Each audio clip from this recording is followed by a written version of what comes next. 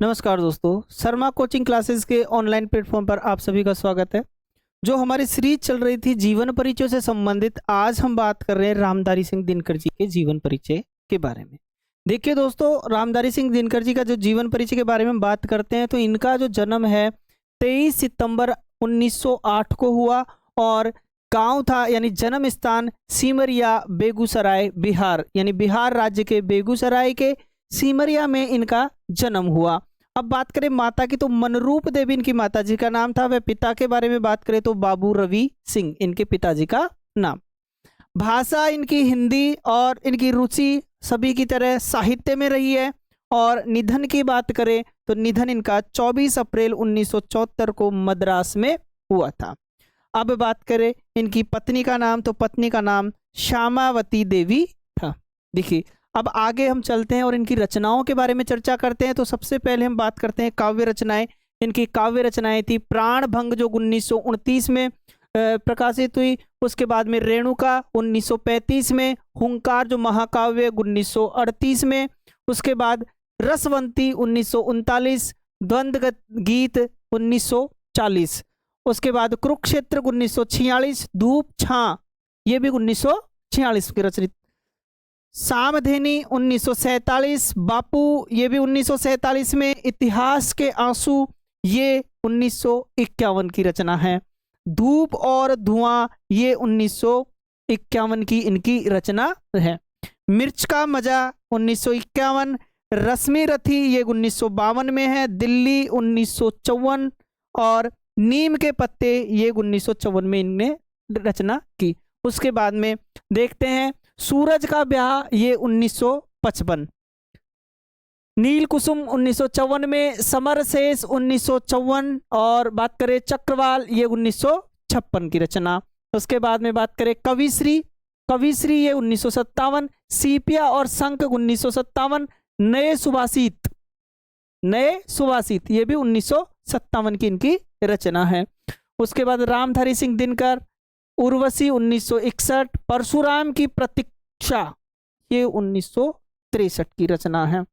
बात करें आगे तो कोयल और कविता 1964, मृति तिलक 1964, आत्मा के आंखें ये 1964 की है और हारे को हरिनाम ये 1970 और भगवान के डाकिए ये 1970, ये इनकी रचनाएं हैं।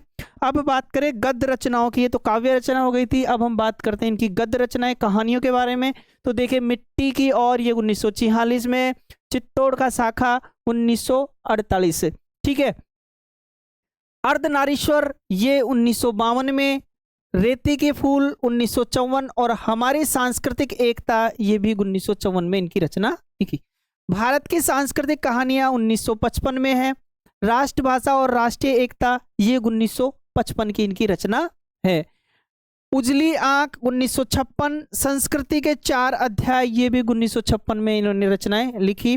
काव्य की भूमिका 1958, पंत प्रसाद और मैथिली शरण, पंत प्रसाद और मैथिली शरण ये 1958 की इनकी रचना है। वेणु का वान ये भी 1958 की रचना। बात करें धर्म, नैतिकता और विज्ञान 1959, वट पीपल 1961, लोकदेव नेहरू 1965, शुद्ध कविता की खोज 1966 में और साहित्यमुखी 1968, हे राम ये भी रचना 1968 में।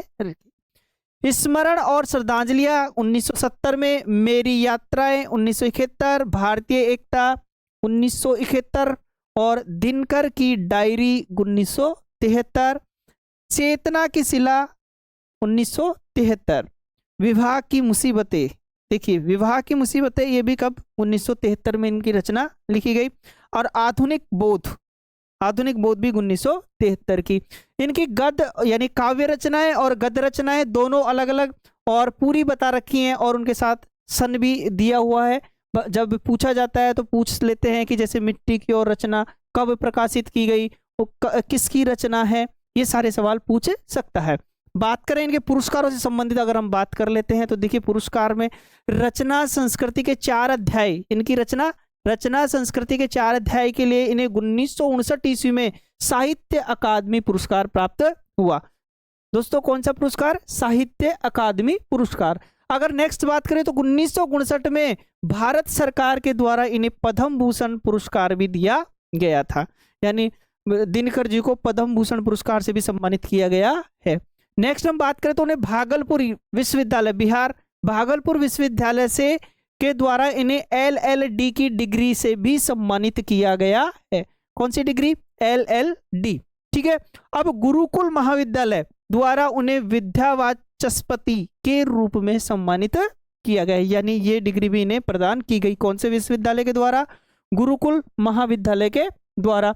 नेक्स्ट 8 नवंबर 1968 को राजस्थान विद्यापीठ उदयपुर के द्वारा, राजस्थान विद्यापीठ उदयपुर के द्वारा चूड़ामन के रूप में, चूड़ामन के रूप में क्या किया गया? सम्मानित किया गया।